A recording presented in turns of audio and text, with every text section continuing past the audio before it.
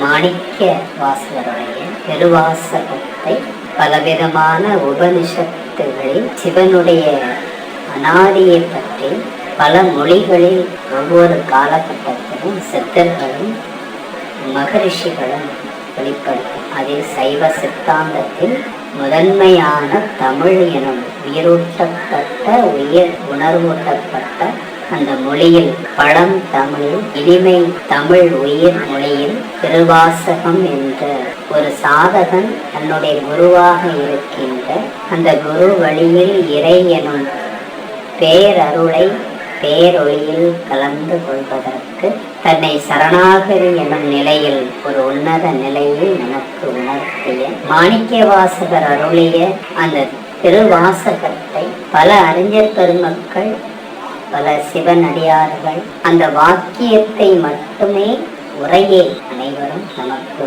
பல உணர்வுகளில் உணர்த்தி ஓதிக்கொண்டிருக்கின்ற அனைவரையும் வணங்கி சிரம் தாழ்ந்து வணங்கி ஒவ்வொரு வார்த்தைக்கும் பக்தி யோகம் ஞானம் என்ற நிலையில் மாணிக்க வாசகர் அருளிய முதல் பதியமான சிவபுராணம் என்பது சிவனை பற்றிய சிவன் எனும் அனாதியை பற்றிய முறையான ஒரு பழமையான தன்மையை உணர்த்தக்கூடிய ஒன்றே சிவபுராணம் என்று சொல்றோம். முதல் பாடலாக நமச்சிவாய வாழ்க நாதன் தாழ் வாழ்க.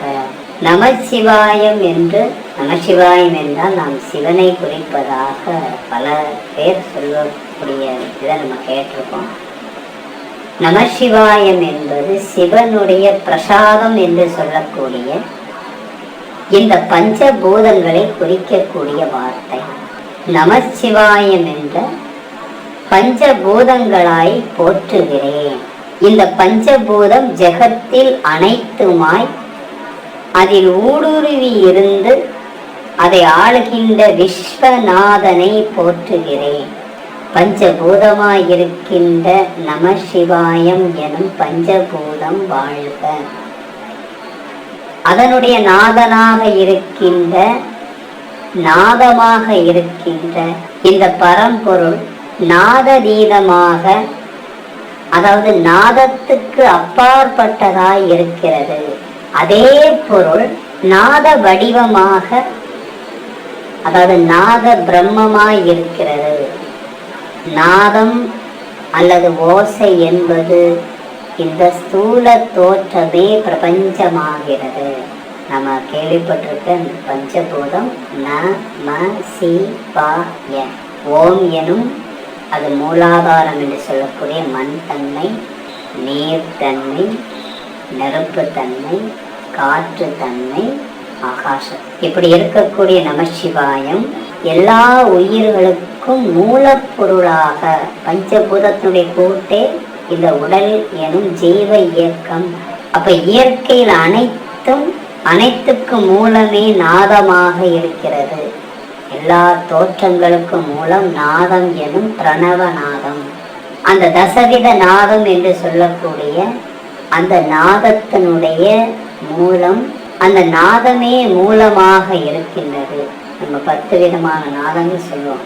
ஒன்று மூலாதாரத்திலிருந்து வரக்கூடிய வண்டு நாதம், சுவாதிஷ்டானத்தில் வந்து வரக்கூடிய ஃப்ளூட் சொல்லக்கூடிய புல்லாங்குழல் நாதம், நமது மணிப்புரகத்திலிருந்து வரக்கூடிய தம்புரால் சொல்லக்கூடிய நாதம், அநாத சக்கத்திலிருந்து வரக்கூடிய மணி ஓசை, விஷத்திலிருந்து வரக்கூடிய கடல் இறைச்சல் அல்லது நம்முடைய அறிவியல் கொட்டக்கூடிய நாதம், பெரிய கண்டாமணி நாதம், ட்ரம் சவுண்ட் என்னும் சங்கு நாதம், இடி முழக்கம். அந்த இடி முழக்கத்துக்கு இணையான ஒரு நாதம்னா உடுக்கை என்றது. உடுக்கை என்பது இடி முழக்க இணையான ஒரு சப்தம். அதனாலதான் யோகியன் சிவன் என்ன பண்றாரு, உடுக்கை அடிக்கிறார். உடுக்கையிலிருந்து வர கிட்டுக்கிட்டு அப்படிங்கிற அந்த சப்தம் இடியினுடைய நாதமாக வெளிப்படுகிறது. அப்ப உச்ச நிலையில் உள்ள அந்த நாதம் தான் 10வது நிலையாக இருக்கக்கூடிய நாதமே. இடி முழக்கமான நாதத்திற்கு இணையான கருவி தான் சிவனுடைய உடுக்கை என்று. உடுக்கை என நாதத்திலிருந்து தான் பாக்கி எல்லாமே இந்த பரிணாமத்தில் வருகிறது. பரிணாமத்தில் மூலாதாரத்துக்கு வரும்போது அது வண்டு நாதமாக இருக்கிறது. அதனாலதான் நாதம் நாதன் ரெண்டுமே ஒண்ணுதான். அப்ப பிரபஞ்சத்திற்கு மூலமாக நாதத்தின் மூலமாக இந்த நாதன் என்னும் ஒளி என்ன செய்யுது? இந்த உலகத்தினுடைய முழுமையாக வெளிப்படுத்தக்கூடியதாக அமையுது. இந்த ஆத்ம சாதகனுக்கு இந்த நாம ஜபம் மிக சுலபமானது. ஒரு ஆத்ம சாதகனுக்கு நாம ஜபம் என்று சொல்லக்கூடிய இந்த ஜபம் ரொம்ப முக்கியமானது. எப்பொழுதும் இந்த நாமத்தை நாம ஓதிக்கொண்டே இருக்க வேண்டும். அப்ப நாமம் என்பது நம்ம வாய்விட்டு சொல்லக்கூடிய நாமம் ஓம் நம சிவாய அப்படிங்கிற நாமம் ஸ்தூல ஜபம் அப்படின்னு அதுக்கு பேர்.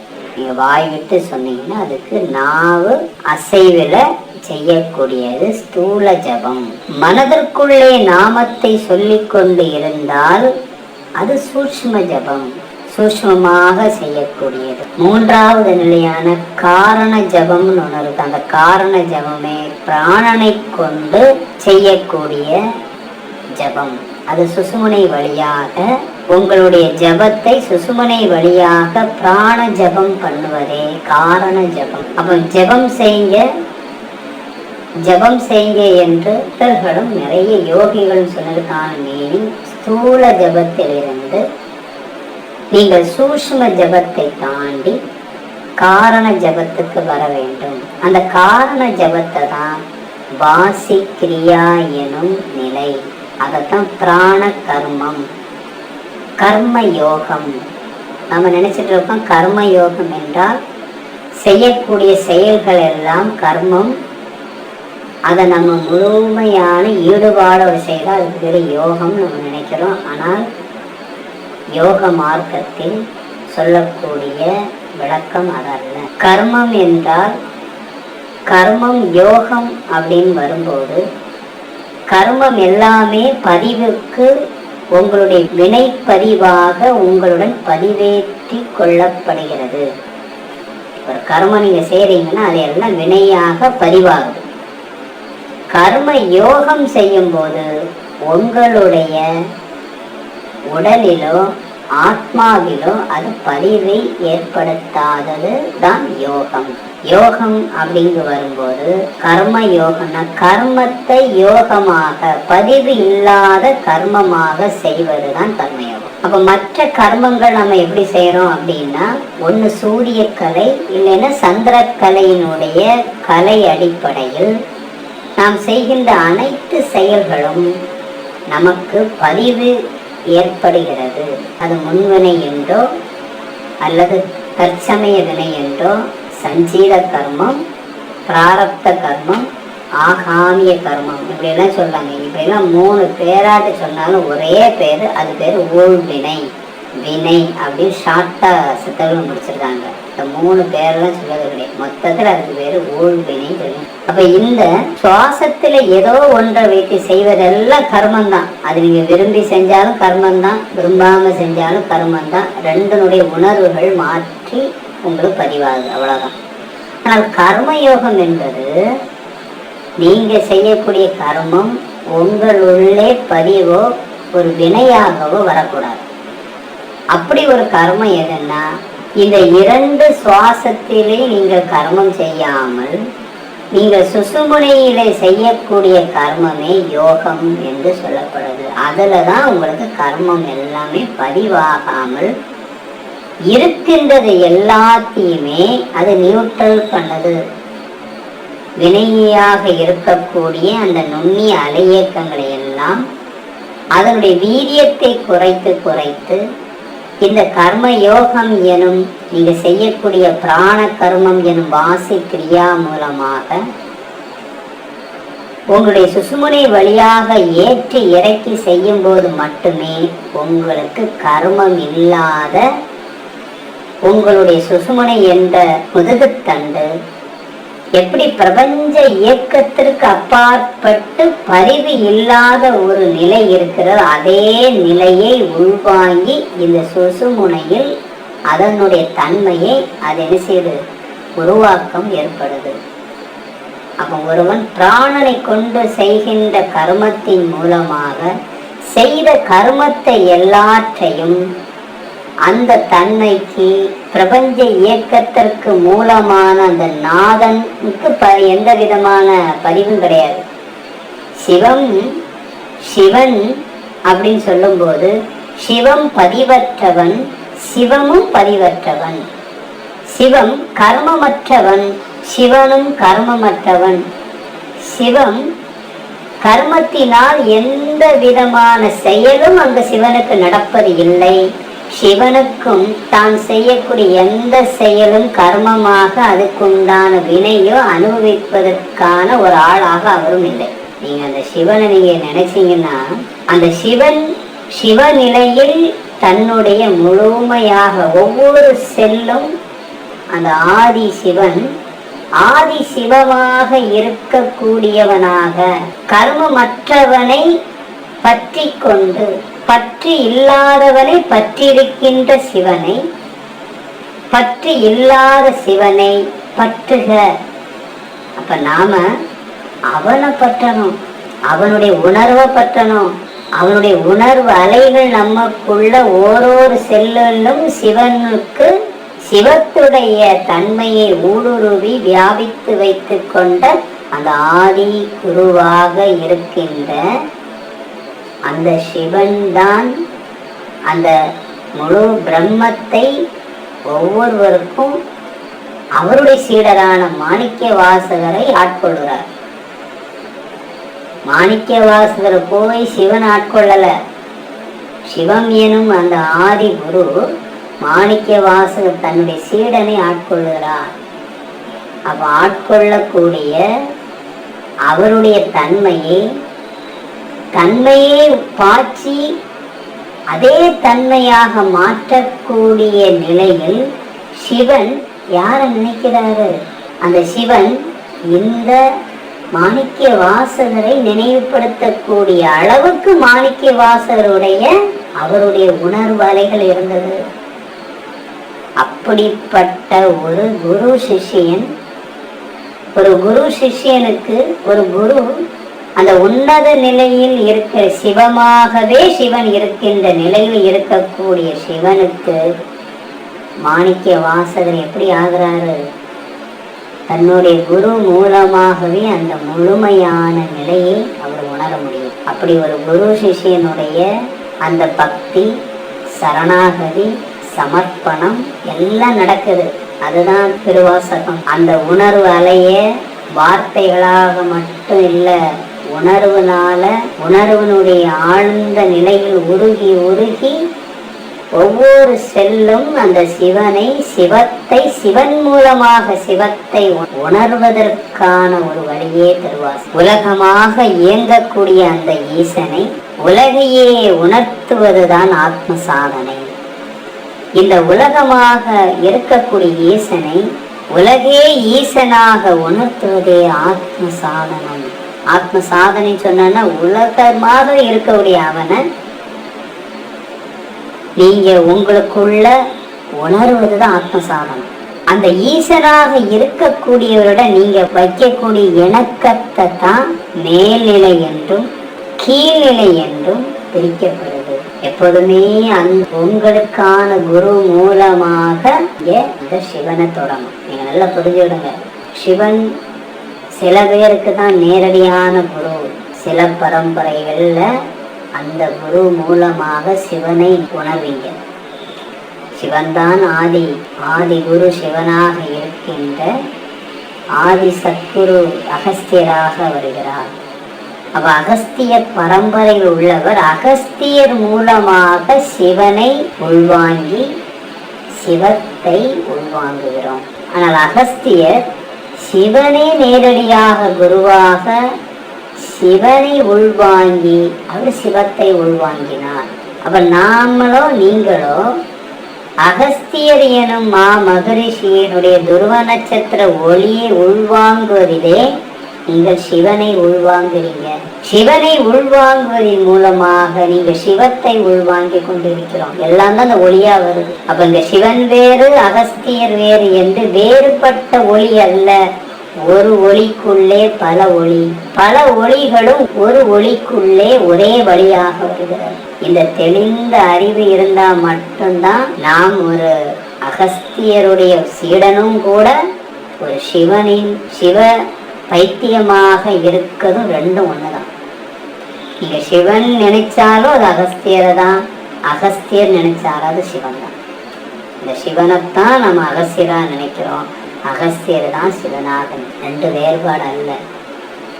அப்ப அகஸ்தியர் என்பது உங்களுடைய கர்மத்தினுடைய, உங்களுடைய கர்ம ரீதியான தொடர்புடையவர் அகஸ்தியர், அவ்வளவுதான். ஆனால் அகஸ்தியர் எனும் அந்த ஒளியை நீங்க தொடர்பு கொள்வதன் மூலமாக நீங்க சிவனை தான் தொடர்பு கொள்றீங்க.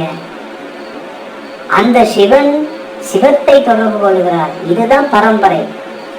பரம்பரை என்பது குரு சிஷ்ய பரம்பரை என்பது ஒன்றிலிருந்து ஒன்று தொடர்ந்து, ஒன்றிலிருந்து ஒன்று ஊடுருவி, ஒன்றிலிருந்து ஒன்று இணைத்து கொள்ளுதல். அப்ப வேற வேற அல்ல. அடுத்த பாட்டு வராது.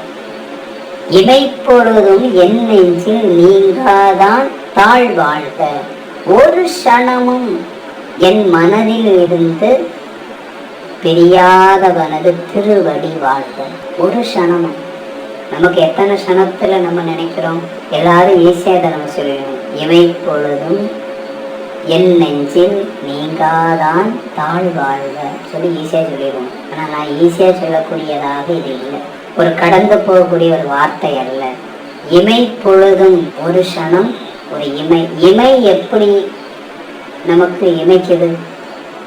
நம்முடைய கண்கள் இருக்கக்கூடிய அந்த இமை எவ்வளவு நேரத்துல இமைக்குன்னா ஒரு க்ஷணத்துல இமைக்கு. ஒரு நிமிடத்திற்கு எத்தனை டைம் நம்ம கண் சிமிட்டுறோம் தெரியுமா? யாருக்காவது? 22 முறை. ஒரு நிமிடங்கிறது 60 செகண்ட். 60 செகண்ட்ல 22 முறை ஒரு இமைக்குன்னா, அப்போ இமை பொழுது, இமை அப்படி போய் அப்படி வரக்கூடிய அந்த க்ஷணத்துல கூட என் நெஞ்சில நீங்காமல் இருக்கக்கூடிய அவரை வணங்குகிறேன். அப்ப ஒவ்வொரு க்ஷணத்திலே அவர் நினைக்கல, அவர் நினைச்சுக்கிட்டே இருக்கிறார், அந்த நினைவிலே அவர் இருக்கிறார். அதனாலதான் அவருக்கு இமை பொழுதுங்கிற அந்த வார்த்தையை போட முடியுது. கோகலி ஆண்ட குரு மனிதன் தாழ் வாழ்க, ஆகமம் ஆகி நின்று அன்னிப்பான் தாழ் வாழ்க. திருப்பெந்துறை என்று சொல்லக்கூடிய இடத்துல தான் அவருக்கு என்ன செய்யறது? இணைப்பு கிடைக்கும். எழுந்தருளி அடியேனை கொண்ட தேசீக திலகத்தின் திருவடி வாழ்க. அங்கதான் அவர் முதலாக அந்த சிவ ரீதியான ஒரு இணைப்பு அவர் பெறுகிறார். ஆகமமாகி பொருளாக, ஆகமத்துல சொல்லக்கூடிய அந்த பொருளாக நின்று இனிமையோடு இருக்கக்கூடிய, தித்திப்பாக இருக்கக்கூடியவனுடைய அவருடைய திருவடி வாழ்க. மாணிக்கவாசகர் இறைவனால் ஆட்கொள்ளப்பட்ட அந்த இடத்தான் கோகலி எனப்படும் திருவாடுதுறையை தான் அவரு கோகலி, அதைத்தான் திருப்பெந்துறை என்று சொல்லப்படுது. அங்க அவரை ஆட்கொண்டது என்பது அந்த குரு சிஷியனுடைய பிட்ட குறை தொட்ட குறைய அங்கதான் அவர் அந்த உணர்வுல அவரை சிவனுடைய சந்திப்பு நடக்கும். அங்க வச்சுதான் சந்திப்பு நடந்ததாக கூறப்பட, அதுக்கப்புறம் தான் அவருடைய அந்த உணர்வுகள் மாறுபடும். ஏகன் அநேகன் இறைவனடி வாழ்க, ஒன்றாக இருப்பவனும் பலப்பலவாக இருப்பவனுமாகிய இறைவனது திருவடி வாழ்க. அப்ப இறைவன் எப்படி இருக்கு? எல்லாத்துக்கும் மூல வஸ்துவாக இருக்கக்கூடிய அவருக்கு, அவரை தவிர ரெண்டாவது ஒரு பொருள் இன்னும் ஒண்ணு இல்லை, ஒண்ணுதான் இருக்கு, இன்னொன்னு இல்லை. அப்ப ரெண்டாவது வஸ்து, ரெண்டாவது ஒரு பொருள் எதுவுமே கிடையாது. அப்ப எண்ணற்ற பல கோடி பொருட்களாகவும் உயிர்களாகவும் அவர் காட்சி கொடுத்துட்டு இருக்கார்.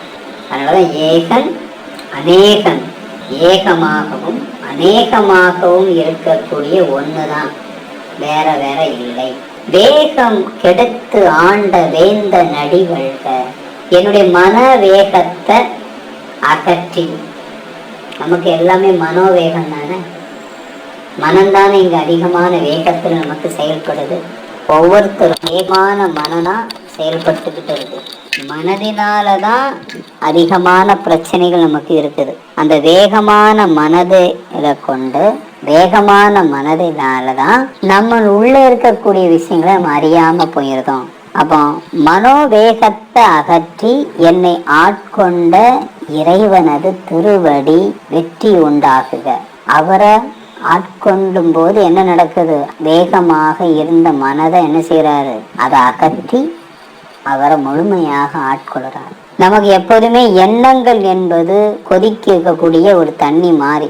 எப்போதுமே அது என்ன செஞ்சு கொதிச்சுட்டே இருக்கும், அது ஓயாம கொதிக்கும். எண்ணத்துக்கான வலிமை கொடுப்பது ஆசை என்ற சுவாசம். நீங்க நினைச்சிடக்கூட ஆசை அப்படின்னாலே நம்முடைய சுவாசம்தான் ஆசை என்று சொல்லப்படுது. ஆசையினுடைய அதாவது சுவாசத்தினுடைய வேகம்தான் நம்மளுடைய அஞ்ஞானத்துக்கு இருப்பிடமாக இருக்கக்கூடியது. ஆசை அருமீன் அப்படின்னா ஆசை என்ற அந்த வேகமான சுவாசம் தான் ஆசை என்று சொல்லக்கூடியது. அந்த வேகமான சுவாசம் நின்றுட்டுன்னா அப்போ அவர் எப்படி தன்னை ஆட்கொள்ளுறாரு? முதல்ல வேகமாக போய்கொண்டு இருந்த அந்த சுவாசத்தை நிறுத்துவதன் மூலமாக எண்ணங்கள் இல்லாத நிலை அவருக்கு உருவாகுது. அப்படி உருவாகும் போது தனக்குள்ளே இருக்கக்கூடிய சிவம் எனும் ஒளிய, ஆத்ம ஒளிய சிவன் என்ன பண்றாரு? அதை முழுமையுமாக அவருக்கு உணர்த்த வைக்கிறார். அப்ப தன்னுடைய சுவாசம் வேகமாச்சுன்னா எண்ணம் வேகமாகும், எண்ணம் வேகமாச்சுன்னா மனம் வேகமாகும். அப்ப மனதை அகற்றணும்னா, வேகத்தை குறைக்கணும்னா எண்ணத்தினுடைய வேகம் குறையணும். எண்ணத்தினுடைய வேகம் குறையணும்னா சுவாசத்தினுடைய வேகம் குறைஞ்சி சுவாசம் இல்லாமல் ஆகும். அப்படி சுவாசம் இல்லாமல் ஆகக்கூடியது ஆசை இல்லாமல் ஆகக்கூடியதுக்கான மீனிங் அதுதான். அப்ப ஆசை அறுபடுகிறது போதுதான் எண்ணத்தினுடைய கொதிப்பு நமக்கு அடங்கும். அப்ப மனம் அடங்கணும்னா உங்க சுவாசம் குறையணும். சுவாசம் குறையணும்னா உங்களுடைய பக்தி கூடும். யோகத்திலும் பக்தி யோகம் மூலமாக நம்முடைய சுவாசத்தை நாம் என்ன செய்யறோம்? இல்லாமல் ஆக்குறோம். இப்ப சுவாசிக்க தெரியாமையா நம்ம சுவாசிக்கிறோம், அதனால எண்ணக்கூடாததெல்லாம் எண்றோம், அதனால மனம் நம்மளுடைய கண்ட்ரோல் இல்லாமல் ஆகுது. இந்த இவ்வளோத்தையும் ஒரு நம்முடைய சுவாசத்துக்குள்ளதான் அடங்கியிருக்கு. பிறப்பு அறுக்கும் பிஞ்சகன் தன் பேய்கழல்கள் வெல்க. பிஞ்சகன் அப்படின்னாலே கொல்லுபவன், அல்லது பிஞ்சகன் அப்படின்னாலும் கொல்லக்கூடியவன் அல்லது சிவன் அர்த்தம். பேய்கழல்கள் அப்படின்னா வீரக்கழலை அணிந்திருக்கக்கூடிய, அந்த வீரமான தன்மை அணிந்திருக்கக்கூடியவன் அர்த்தம். எதுக்கு இதை வச்சிருக்காங்க அப்படின்னா பிறப்பு அறுக்கும், இறப்பு பிறப்பு சொல்லக்கூடியதான் சம்சார சாகரம் அப்படின்னு சொல்லுவோம்.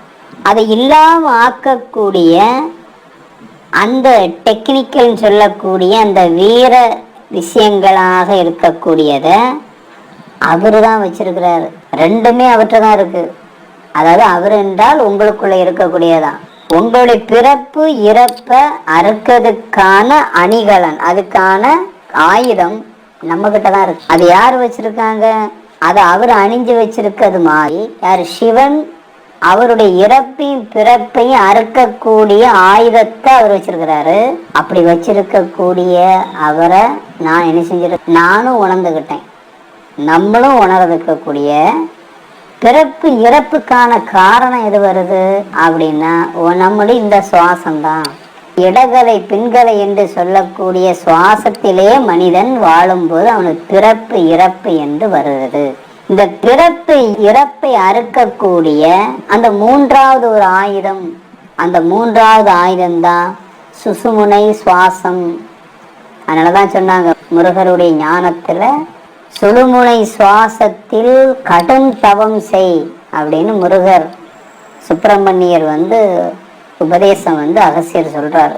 சுப்பிரமணிய ஞானத்துல சுழுமுனை சுவாசத்தில் கடும் தவம் செய்தவரே. அவ சுசுமுனை சுவாசம்னா என்ன? நாம பண்ணக்கூடிய இந்த வாசி கிரியாவை ஏத்துறது. ஏற்கனவே இருக்கக்கூடிய 2 மூக்கு வழியாக இடகலை பின்கலை வழியாக தான் பிறப்பு நடந்திருக்கு, அதனால இறப்பு நடக்குது. அப்ப பிறப்பு இறப்பு நமக்குள்ளதான் இருக்கு. அறுக்கக்கூடியதும் அந்த ஆயுதங்கிற அந்த கத்தியும் நம்மகிட்ட தான் இருக்கு. பிறப்பு இறப்பு எனும் இடகலை பின்கலை எனும் சுவாசத்தை நீ கட் பண்ணி அது சுசுமுனை என்ற சொல்லக்கூடிய சூஷ்ம கயிற்றை என்ன செய்யணும், பிடிச்சு மேல போகணும். அப்ப ஜீவன் எப்போதுமே என்ன செய்யுது, சுவாச கதியில தான் இந்த பிறப்பு எடுக்குது, இறப்பு எடுக்குது. அத நீங்க சுசுமுனை சுவாசம் செய்து கடும் தவம் செய்யும் பொழுது அப்படிப்பட்ட ஆயுதத்தை உடையவரை நான் வணங்குகிறேன். அந்த ஆயுதம் அவற்றை இருக்குது. எதுக்கு?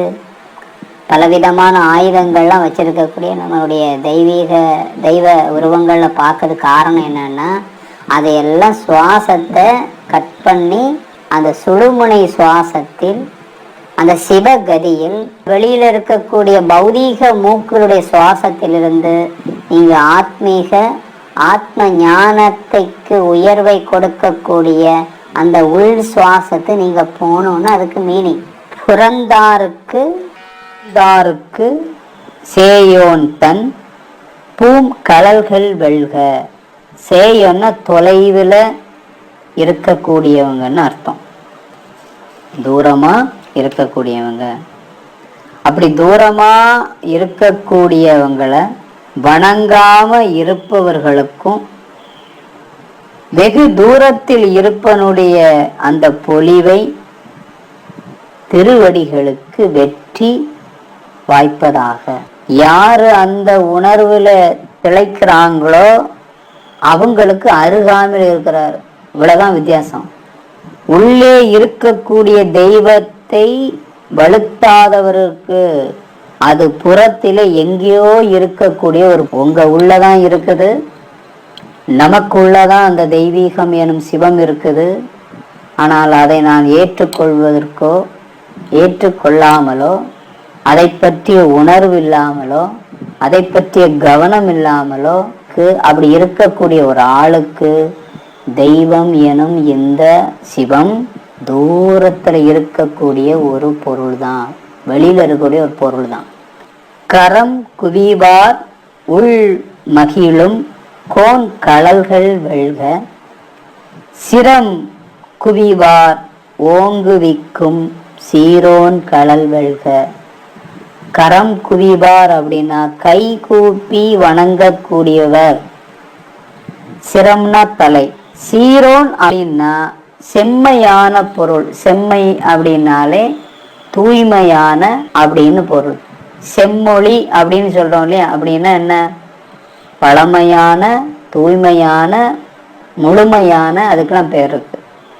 அப்ப செம்பொருள் சொன்னாலே அந்த சிவன் தான் செம்மையான பொருள், வேற எதுவுமே இல்லை. அப்படி கைகூப்பி வணங்கக்கூடியவர்களுக்கு இன்பத்தை அளிக்கும் இறைவனுடைய திருவடி வெற்றி பெறுக. தலை வணங்கக்கூடியவர்களுக்கு, யாரு தலை வணங்குறாங்களோ அவங்களுக்கு ஆத்ம ஞானத்துல உயர்வு செய்வதும் நலம் தரும் பலவிதமான இறைவன் வகுத்திருக்கூடிய திட்டங்கள் எல்லாம் நிறைவேறுக. மனிதன் எதனோடு தொடர்பு கொள்கிறானோ, நீங்க எதனோட தொடர்பு வைக்கிறீங்களோ அதன் இயல்பு அவனுக்கு உரித்தாகிறது. நம்ம இப்ப துருவ நட்சத்திரம்னு சொல்றோம். அந்த துருவ நட்சத்திரத்தில் நீங்க தொடர்பு உணர்வுல நீங்க நினைவுல வைத்துக்கிட்டே இருந்தீங்கன்னா நீங்க என்ன பண்றீங்க, அதோடு உங்களுக்கு ஒரு இணக்கமான ஒண்ணு வருது. எப்படி? இப்ப தண்ணியில போய் நம்ம குளிக்கிறோம். குளிக்கும் போது என்ன நடக்குது? உடம்புல உள்ளதெல்லாம் நீர் பட்டு ஒரு குளிர்தன்மை வந்து உடம்புல உள்ள அந்த மண்ணு உடம்புல உள்ள எல்லாம் போயிருது. இதே இதை நாம ஒரு நல்ல நெருப்பை பற்ற வச்சு அதுக்கிட்ட போய் நம்ம இருந்தோம்னா இந்த தண்ணியினுடைய தன்மை மாறி அந்த தீயினுடைய வெப்பத்தன்மை உடம்புல பட்டு குளிர்ந்து இருந்த அந்த உடல் சூடாயிருது. அப்போ எதனுடையதோடு நம்ம இணைப்பு இருக்கிறோமோ அந்த தன்மை நமக்கு வருது. நீங்க இறைவனை சார்ந்தால் அந்த இறைத்தன்மை உங்களுடைய பண்ணும். அதைத்தான் அவர் என்ன சொல்றாரு, இந்த வார்த்தையில சொல்லி முடிக்கிறார். இறைவனுடைய திட்டம் அப்படின்னு சொல்லக்கூடிய அந்த தெய்வீகத்தினுடைய நிலை என்னன்னு சொல்லும்போது, அடியார்களை உய்விப்பது. ஒரு அடியார்னா யாரு?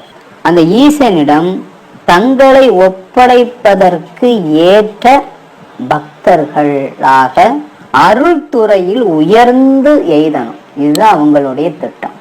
சிவ நிலையில சிவனை ஒருத்தர் ஃபாலோ பண்றாங்க அப்படின்னா அவங்களுக்கான நிலை என்ன அப்படின்னா, அவர் தன்னை முழுமையாக ஒப்படைப்பது. சரணாகதி நிலையில் அந்த அடியார் எப்படி இருக்கணும்? அடையாளத்துல அல்ல அடியார்கள், உணர்வுல அடையாளத்துல பாருங்க. எல்லாத்தையும் ஒன்னாக பார்க்கக்கூடிய ஞானம் இருக்கணும். எல்லாத்தையும் சிவனாக, சிவன் சிவமாக இருப்பதையினுடைய பெறக்கூடிய ஒரு ஞானம் தான் அடியார்கள் சொல்லக்கூடிய ஞானம். நம்ம வேற வேற என்று பிரிக்காம எங்க போனாலும் அது சிவனாக வணங்க தெரியணும். ஒரு தேவி கோயிலுக்கு போனாலும் அது சிவனாக வணங்க தெரியணும். கோவிலுக்கு போனாலும் அது சிவனாக வணங்க தெரியணும். நம்ம ஏன் எல்லாத்திலையும் சொல்றோம், எங்க போனாலும் அந்த அகஸ்தியருடைய துருவ நட்சத்திர ஒளியாக வணங்கி பழகுங்க. அந்த பழக்கம், அந்த பார்வை தான் உங்களை உயர்ந்த நிலைக்கு கொண்டு போகும். எல்லாம் ஒன்றாக ஒரு ஞான சாதகன், அவரை தான் அடியார்கள் சொல்லுவோம். அடின்னா என்ன? ஒரு பொருளுடைய ஆழத்தை தான் அடின்னு சொல்லுவோம். ஆழம் என்பது அதனுடைய வேர் பகுதின்னு சொல்லுவோம். ஒரு மரத்தினுடைய அடி என்பது அதனுடைய மூலம். அந்த மூலம் கண்ணுக்கு தெரியாம இருக்குது, கீழே மண்ணுக்குள்ள ஊடுருவி இருக்குது. அதனுடைய சக்தி தான், அதுதான் மூலம். அதனுடைய வெளி தோட்டம் அந்த மண்ணுக்கு மேல தெரியக்கூடிய இந்த மரத்தினுடைய பலவிதமான சுவை, பலவிதமான அதனுடைய உயரம், அதனுடைய தன்மை எல்லாம் தெரிஞ்சாலும் அதனுடைய மூலம்தான் என்ன வந்திருக்கு, வெளியில அப்படி பெருசா வந்திருக்கு. அந்த மூலம் இல்லைன்னா இது இப்படி ஒரு காட்சி கிடையாது. அப்ப மூலமா இருக்கக்கூடிய அடிநிலையை, ஆழ்நிலையை உணர்ந்தவர் தான் அடியார்கள். சிவனடியார்கள் என்ன? சிவம் எனும் சிவத்தை, சிவம் இல்லாத எந்த இடமும் இங்க இல்லை. சிவம் இல்லாத எந்த பொருளும் இல்லை.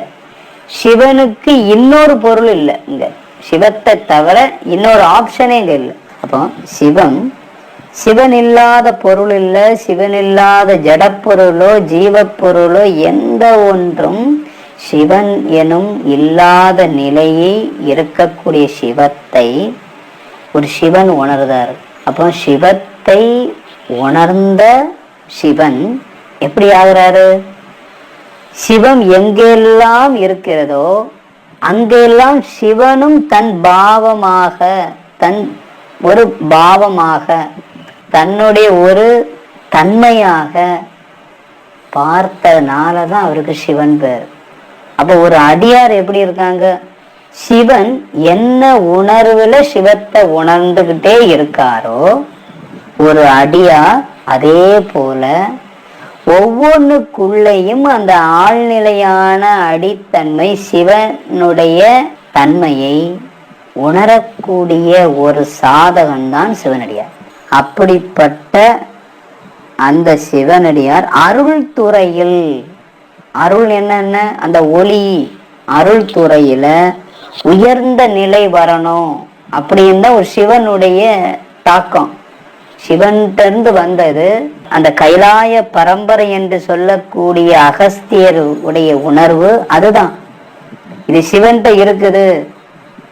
சிவன்கிட்ட எப்படி வந்தது? சிவத்திட்ட இருக்குது. சிவத்திட்ட இருந்து சிவன்கிட்ட வந்து சிவன்கிட்ட இருக்கக்கூடியது அகஸ்தியர் மற்றும் பல தன்னுடைய அங்கமாக இருக்கின்ற சீடர்களாக இருக்கக்கூடியவரிடம் அதை பரப்பி இந்த பிரபஞ்ச களத்துக்கு அப்பாற்பட்டு இருக்கக்கூடியவங்க, அவங்க எல்லாருடைய ஒளியில இருந்து என்ன உணர்வு வருது? அந்த அருள்ல அந்த உணர்வு நம்மளோட மோதுவதனால மட்டும்தான் இங்க இருக்கக்கூடிய ஒவ்வொரு ஜீவன்லயும் அது மோதுது, ஒவ்வொரு மனிதனுக்குள்ளயும் அது மோதுது.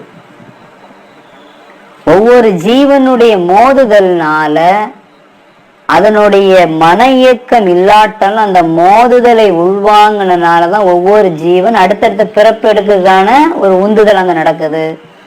மனிதன்ட்ட மோதும் போது அந்த மோதக்கூடியதை உள்வாங்கக்கூடிய நிலையில் இருக்கக்கூடிய ஒருவருக்கு தன்னுடைய ஆத்மாவை பற்றிய அறியறதுக்கான உணர்வு எழுப்பப்படும். எனக்கோ உங்களுக்கோ நமக்கோ வந்ததெல்லாம் கிடையாது. நம்ம நிறைய பேர் சொல்லுவோம், நான் சின்ன வயசுல இருந்தே இதெல்லாம் நினைச்சுக்கிட்டேன். உங்க நினைப்புனால வந்தது இல்லை, நம்ம நினைப்புனால இது வரல. எல்லாத்துக்கும் சேர்த்து ஒருத்தங்க அங்க இருந்து எல்லாரும் நினைச்ச அந்த அலையதான் அருளாக ஒளியாக தெய்வீகமாக இங்க அனுப்பிக்கிட்டே இருக்காங்க. இது யாருக்கு ரிசீவ் ஆகுதோ, யாருக்கு மோதுதோ, அந்த மோதுதல் வரக்கூடியவருக்கு தனக்குள்ளே ஒளிந்திருக்கக்கூடிய அந்த உணர்வை தட்டி அது என்ன செய்து எழுப்புது. அப்படி எழுப்பின ஒருத்தருக்கு தான் அந்த உந்துதல் ஏற்படுது. அப்ப அங்கிருந்து ஒருத்தங்க அந்த உந்துதல் கொடுக்கலன்னா இங்க இருக்கக்கூடியவங்களுக்கு வராது. இப்ப எத்தனையோ பேருக்கு இது வந்து படுது, ஆனால் அவங்களுக்கு அந்த உந்துதல் போய் மோதி அதை என்ன செய்ய முடியல, அதுக்கான வழியை அவங்க விடல. எத்தனையோ ஜீவனுக்கு கொடுத்துக்கிட்டே இருக்காங்க, ஆத்ம பத்தி அறியக்கூடிய உணர்வை கொடுத்துக்கிட்டே இருக்காங்க. சிவத்திட்ட இருந்து அகஸ்தியர், அகஸ்தியத்திட்ட இருந்து எல்லாத்துக்கும் வருது. ஆனா அந்த உந்துதல் மோதியது, மோதுன எல்லாத்துக்கும் மோதுது. ஆனால் மோதி கொஞ்சம் உடையக்கூடியவருக்கு அந்த தாகம் வருது, அந்த ஏக்கம் வருது. அது பக்தினால, யோகத்தினால, ஞானத்தினால அந்த ஏக்கம் வளருது. ஈசன் அடி போற்றி, எந்தை அடி போற்றி, ஈஸ்வரனது திருவடிக்கு வணக்கம். இந்த ஈஸ்வரனாக ஈசனுக்கு வணக்கம் கொடுக்கிறேன். எமது தந்தையின் திருவடிக்கு வணக்கம். அம்மையே அப்பா ஒப்பில்லாத மணியே என்று சொன்ன அண்டங்கள் யாவையும் அவர் தம்மிடமிருந்து தோற்றுவித்து அவை யாவையும் அவர் முறையாக இயக்கி வருவதால் தான் அவர் பெரிய ஈசன். ஏன் ஈசன் சொல்லுதோம்? எல்லாத்தையும் தனக்கு உள்ளே இருந்து தோற்றுவித்து அதை எல்லாத்தையும் முறையா, எந்த விதமான இது இல்லாம முறைப்படி எல்லாத்தையும் இயக்கி கொண்டு இருப்பதனால அவர் ஈசன் என்று சொல்லுகிறோம். உயிர்களுக்கெல்லாம் மூலப்பொருள் ஈசன். எல்லாத்துக்கும் அந்த சிவம் எனும் ஒளிதான் ஈசன். அந்த ஈசனாக இருப்பதனால, எல்லாத்துக்கும் முதன்மையாக இருப்பதனால அவர் என்னுடைய தந்தை என போற்றுகிறேன். அதனால அம்மையே அப்பான்னு அவர் சொன்ன காரணம், ஒப்பில்லாத மணியே, என்னுடைய தந்தையாக, எல்லாத்துக்கும் அவன் தான் தகப்பன். தகப்பனாக தாயாக இருக்கக்கூடிய அவனை போற்றுகிறேன். தேசன் அடி போற்றி, சிவன் சேவடி போற்றி. தேசன்னா தேஜஸ், தேஜஸ்னா ஒளி நிறைந்தவன். சிவம் அப்படின்னா மங்களமானவன், ஒளி நிறைந்தவன், மங்களமானவன். அவனை விட ஒரு மங்களம் இல்லை. அவங்கிட்ட இருந்து வந்தது எல்லாமே மங்களத்தோடு வந்தது, அனைத்தும் அமங்கலமாக மாறிக்கொண்டு இருக்கிறது. அமங்கலமாயிற்று. அமங்கலங்கள் அனைத்தும் மங்களமாக ஒவ்வொரு பிறப்பிலும் அந்த மங்களத்தை உணராமல் அமங்கல நிலையில் வாழ்ந்து கொண்டிருக்கக்கூடிய நம்மளை மங்கள நிலைக்கு வர வைக்கிறாரு. அந்த சேவடி, அந்த சிவமாக இருக்கக்கூடிய சிவந்த திருவடியை நான் வணங்குகிறேன். எப்படிப்பட்ட பிரகாசம்! ஞான பிரகாசமுடைய பாதங்களை நமஸ்காரம் செய்கிறேன். அந்த பாதத்திற்கு, அந்த சிவனுக்கு நான் நமஸ்காரம் பண்றேன். நேயத்தே நின்ற நிமலன் அடி போற்றி. நிமலன் அப்படின்னா நிர்மலன் அர்த்தம். அழுக்கு இல்லாதவன், எந்த பதிவும் இல்லாதவன். நிர்மலம், நிர்மூலம், எல்லாம் நிர்மூலம் ஆயிட்டுன்னா நிர்மலம் ஆயிட்டுன்னு அர்த்தம். அன்பில் கூறி உள்ள தூயவன் திருவடியே வணங்குகிறேன். இது ஏன் இதெல்லாம் அவர் சொன்னார்? எதுக்காக இப்படியெல்லாம் அந்த சிவனை அந்த சிவன்ல சிவத்தை எப்படி அவர் உணர்ந்து உணர்ந்து எப்படி இது பண்ணார்னா, ஒரு ஆத்மா, ஒரு மனிதன் வெளி ரீதியான விஷயத்தை கொண்டே தன்னை வளர்க்க முடியும். நீங்க நல்லா புரிஞ்சுக்கிடுங்க. ஒருத்தர் தன்னை எப்படி பார்ப்பாரு? ஒரு கண்ணாடியில போய் பார்ப்பாரு. தனக்கு அந்த மூளையினுடைய வளர்ச்சி எப்படி கூட்டுவாரு? கல்வி மூலமா படிக்க படிக்க அந்த மூளையினுடைய இயக்கத்தன்மை கூட்டுறாரு. பலவிதமான புற வேலை செய்து தன்னுடைய அந்த இன்டெலிஜென்ட் என்று சொல்லக்கூடிய அந்த புத்திசாலித்தனத்தை புற வாழ்க்கையில வளர்த்துருக்கோம். அப்ப தன்னை வளர்க்கணும்னா வெளியில இருக்கக்கூடிய ஒன்றை பற்றி நீங்கள் அதை போய் நீங்க ஊடுருவி பார்த்தா மட்டும்தான் தனக்குள்ள அந்த ஒரு திறமை வளர்க்கப்படுது. அப்ப சிவத்தை உணரணும்னா, தன்னுடைய ஆத்மாவை உணரணும்னா, சிவத்தை உணர்ந்த சிவனுடைய தன்மை நீங்க உணர்றதுக்கு ஊடுருவி உணர்ந்து கசிந்து போனா மட்டும்தான் உங்களுக்குள்ள இருக்கக்கூடியது உடைஞ்சி ஓப்பன் ஆகும். உங்களுக்குள்ள ஒண்ணு வளரணும்னா, உங்க ஆத்ம தரிசனம் வேணும்னா நீங்க சிவ தரிசனத்தை பத்தி தெரியணும். சிவ தரிசனத்தை சிவன்கிட்ட தெரியணும். சிவம் நான் சொல்லக்கூடியது அந்த ஒளி. அந்த ஒளியை உணர்ந்தவன் சிவன். சிவன் எனும் குருவிட்ட உள்ள இருக்கிற குருவினுடைய அந்த சிவனுடைய மகிமைய, அவர் இருந்த நிலைய உணர்வதற்கான முயற்சி எடுக்க எடுக்கதான் தனக்குள்ள அதே சிவம், தனக்குள்ள இருக்கக்கூடிய அதே சிவத்தினுடைய தன்மை அவருக்கு என்ன செய்யுது? உடைய ஆரம்பிக்குது, அது உருக ஆரம்பிக்குது, பெருக ஆரம்பிக்குது. அப்ப வெளியில ஏன் அவர் சிவனை இவ்வளவு தூரம் சரணாகதி நிலையில அதை ஒவ்வொன்றையும் அவர் உருகி உருகி சொன்னா, தனக்குள்ள அந்த உருகல் ஏற்படுவது. வெளியில ஒன்ன பார்த்து உருகிறாரு, தனக்குள்ள வருது. வெளியில ஒரு துன்பத்தை பார்த்து மனம் உருகிறாரு, தனக்குள்ள அது வளர்ச்சி அடையுது. வெளியில ஒண்ணுல அன்பு காட்டுறாரு, தனக்குள்ள அந்த அன்பு வளருது. வெளியில ஒண்ணுல தயை பண்றாரு, தனக்குள்ள அந்த தயங்கிற ஒண்ணு வளருது. இப்படிதான் வளருது, இப்படிதான் அது வருது. இப்ப தன் ஆத்மாவை ஒருத்தர் அனுபவிக்கணும்னா, இன்னொரு ஆத்மால இருக்கக்கூடிய மகத்துவத்தை உணராம தன் ஆத்மா வளர்ச்சி அடையாது. அப்ப ஒருவனுக்கு அந்நியமாட்டு வேறாட்டு இருக்கக்கூடிய அவனால் வேண்டப்படும் பொருளே மலம்.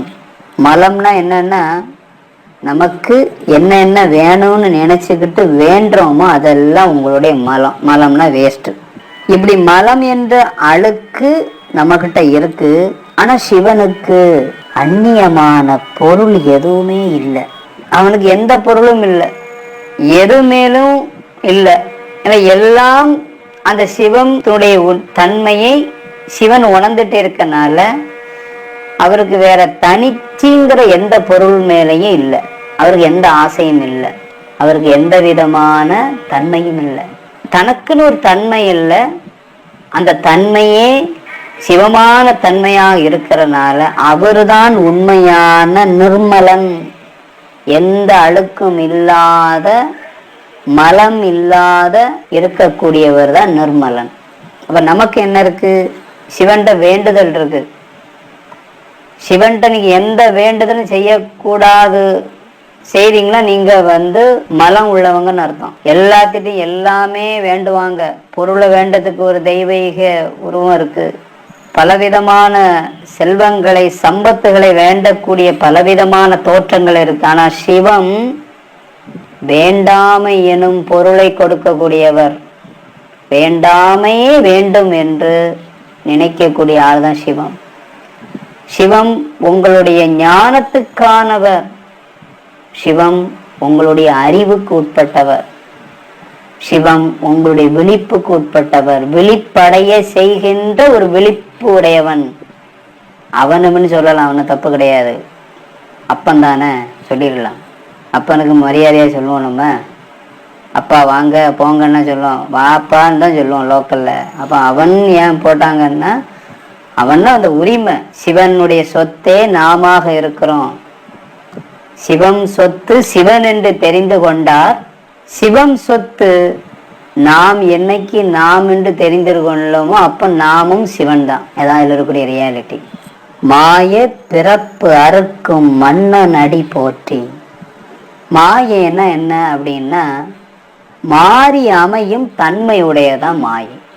மாயினுடைய விளைவு அப்படின்னு சொல்லும்போது அது பிறப்பும் இறப்பு எனும் மாறுபட்டு அகற்றுகிற அந்த இறைவனது திருவடிக்கு வணக்கம் சொல்றார். இயற்கை அப்படின்னு சொன்னாலே அல்லது பிரபஞ்சம் அப்படின்னு சொன்னாலே மாயை என்பதுதான் அதனுடைய பொருள். என்ன, ஒரு கணப்பொழுதுல இருப்பதை போன்று அடுத்த கணப்பொழுதுல அது இருக்காது. நம்ம நிறைய பேர் மாயைன்னு சொல்லும் போது என்ன நினைச்சிட்டு இருக்கோம் அப்படின்னா அது எப்போதுமே இல்லாதது போல அப்படின்னு ஒரு பொருள் நினைக்கிறோம். அப்படி அல்ல. நம்மளுடைய திருவாசகத்துல மாணிக்கவாசகர் அப்படி மாயை விளக்கம் கொடுக்கல. மாயை என்பது ஒரு கணத்துல என்ன இருக்கோ அது அப்படியே அடுத்த கணத்துல அது இருக்காது, அது சேஞ்ச் ஆகும். அப்படி சேஞ்ச் ஆகக்கூடியதான் மாயை. அந்த மாயைங்கிறதுல பிறப்பு இறப்பு தான் மாயை. நம்ம பிறந்திருக்கோம், இனி இறப்போம், பிறப்போம் இறப்போம். ஒண்ணுக்கு ஒண்ணு அடுத்த நிலை மாறிக்கொண்டு இருப்பது மாயைன்னு இருந்து இல்லாம இருப்பது இல்லை. ஒண்ணு இருக்கு, அது அடுத்ததாக இன்னொன்னு மாறிடும், அடுத்த கணத்துல மாறும், அடுத்த க்ஷணத்துல மாறிடும் சொல்றார். அப்படி பிறப்பும் இறப்பையும் அறுக்கக்கூடியவர், அந்த ரெண்டையும் அறுக்கக்கூடிய அறுக்கும் மன்னன். யாரு மன்னன்? உங்களுக்குள்ள இருக்கக்கூடிய அந்த சிவங்கிற சுசுமுனையை கொண்டு இந்த மாயைங்கிற நீங்க அறுக்கணும். ஏற்கனவே அவர் அறுத்துக்கிட்டாரு. அவருக்குள்ள பிறப்ப அறுத்த மாதிரி மாயை நீ அறுத்துக்கிட்ட, நானும் அதே போல அறுக்கணும். எனக்குள்ளேயும் மாயைன்னு இருக்கக்கூடிய அந்த இறப்பு பிறப்ப, அந்த பிறப்பு இறப்ப நானும் அறுக்கிறேன். அப்படி நீங்க அறுத்தது மாதிரி நானும் அறுக்கிறேங்கிறதா அதனுடைய அவர் சொல்லக்கூடிய பாயிண்ட். சீர் ஆர் பெருந்துரை நம் தேவனடி போற்றி. சீர் ஆர் அப்படின்னா மேன்மை நிறைந்தவர் அப்படின்னு அர்த்தம். மேன்மை பொருந்திய அந்த சிவம் எழுந்தருளி இருக்கக்கூடிய எந்த இடத்துல அவர் முதல்ல அவரை ஆட்கொண்ட திருப்பெருந்துறையில் இருக்கக்கூடியவரை நான் வணங்குகிறேன். ஆறாத இன்பம் அருளும் மலை போற்றி. தெவிட்டாத, தெவிட்டல் அப்படின்னாலே நமக்கு ரொம்ப இனிப்பு சாப்பிட்டோம்னா ஒரு தெவிட்டல் வரும், ஒரு ஒவ்வாமையான ஒரு வேறுபாடான ஒரு உணர்வு வரும். இனிப்பு கொஞ்சம் சாப்பிட்டா நல்லா இருக்கும், ஒரு 5 லட்டு சாப்பிட்டா கொஞ்சம் தெவிட்டும், 10 லட்டு சாப்பிட்டா வாமிட்டு வந்துடும். ஆனா இது தெவிட்டாத அந்த ஆனந்தத்தை ஊட்டுகின்றவனும் எந்த மாதிரி பெரிய மலை ஒப்பாக இருக்கக்கூடிய சிவனுக்கு வணக்கம். பாக்கி எல்லாம் எனக்கு தெவிட்டோம், ஆனால் இந்த ஆனந்தம் தெவிட்டவே செய்யாது. தெவிட்டாத அந்த உணர்வை தரக்கூடிய சிவனுக்கு வணங்குகிறேன். சிவன் அவன் என் சிந்தையில் நின்ற அதனால் அவன் அருளாலே அவன் தாழ் வணங்கி. சிவம் எனும் பெருமான் என்னை ஆண்டு என் மனதில் இருப்பதனால் அவனுடைய திருவருளை துணையாக கொண்டு அவனது திருவடிவை தொழுது. எப்போதுமே என்னுடைய சிந்தனையில யாருக்கு? சிவனுடைய, சிவன் அவன் எப்படி போடுறாரு? சிவன் அவன் என் சிந்தையில், சிவன் அவன் என் சிந்தையிலே இருப்பதுனால மட்டும், என் சிந்தையிலே நான் நினைச்சுக்கிட்டே இருக்கிறேன், என்னுடைய நினைவிலே அவரை நான் நினைச்சுக்கிட்டே இருக்கிறனால அவர் எப்படி இருக்கிறாரு? அவருடைய அருளாலத்தான் அவரை வணங்க முடியும். நான் நினைச்சா மட்டும் போதா, நான் நினைச்சிட்டு இருக்கிறதுனால மட்டும் இல்லை. அதுக்கு அழகா ஒரு எக்ஸாம் சொல்லு. விளக்கினுடைய வெளிச்சத்தை கொண்டு நம்ம விளக்க அறியப்படுகிறது. ஒரு விளக்கு, அதுல தீபத்தை ஏத்துற வெளிச்சவர், அதனால அதுக்கு விளக்குன்னு வச்சிருக்கோம். அப்ப விளக்குன்னு நம்மளை அது எப்படி குறிப்பிடுது? அது நம்மகிட்ட பேசுதா? அப்படி இல்லை, எதுவுமே பேசலை. ஆனால் அதில் ஒரு ஒளி வந்த உடனே விளக்கினுடைய தீபத்தினுடைய வெளிச்சத்தினாலே தன்னை அது வெளிப்படுத்துது. சூரியனை எப்படி நம்ம அடையாளப்படுத்திக்கிட்டோம்? சூரியன்ல இருந்து வெளிச்சம் வந்ததுனாலதான் அது சூரியன் நம்ம அறிஞ்சுக்கிட்டோம். அதே போலதான் இறைவனுடைய அந்த சிவம் எனும் அருளை கொண்டுதான் இறைவனை அறிய முடியும். இப்ப நான் சொல்ல பாயிண்ட் உங்களுக்கு புரிஞ்சிருக்கும்.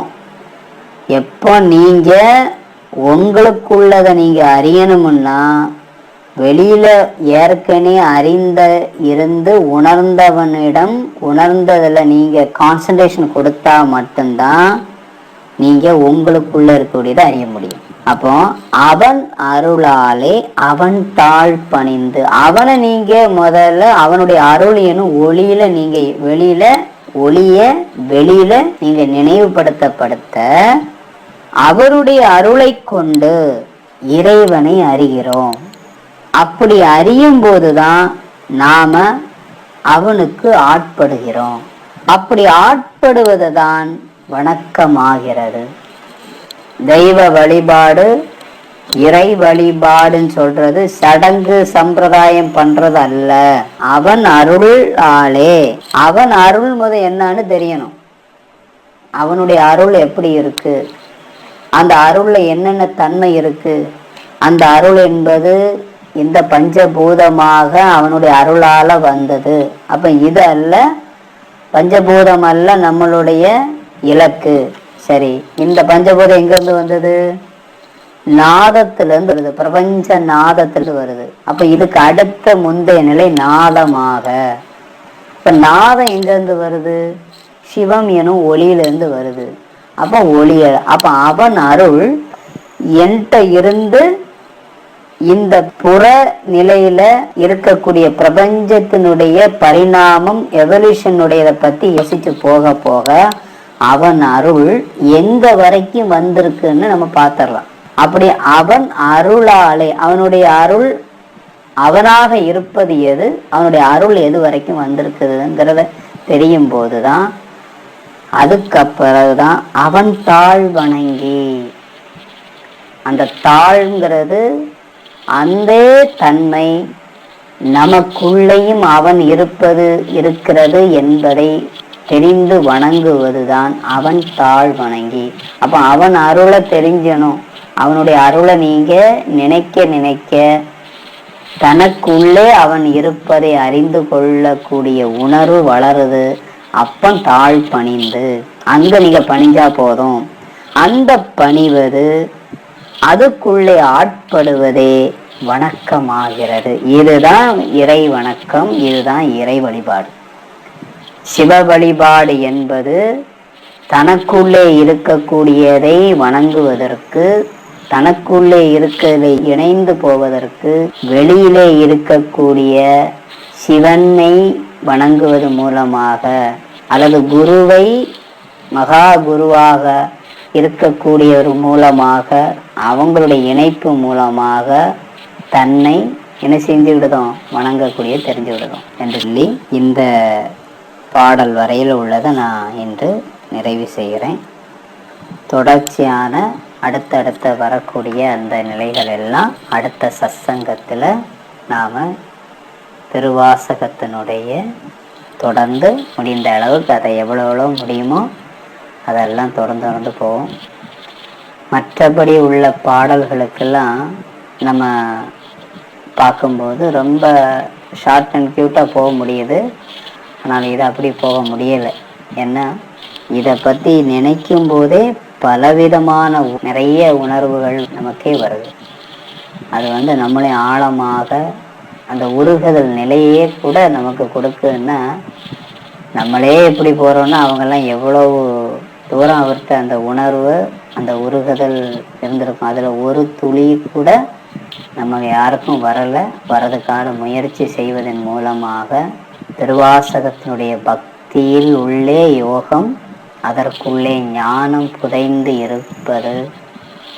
இருப்பதை உணர்வதே நம்முடைய நோக்கம் என்று அனைவருக்கும் இந்த வாய்ப்பு உணர்வுல கொண்டு போவதற்கு உங்கள் எல்லாருடைய உதவியும் தூண்டுதலும் நீங்களும் ஒரு காரணமாக இருப்பதால் உங்களையும் அனைவரையும் இந்த இனிமையான நல்ல நாளில் சிவனுடைய அம்சமாக உங்களையும் வணங்கி கொள்கிறேன். நன்றி, வணக்கம்.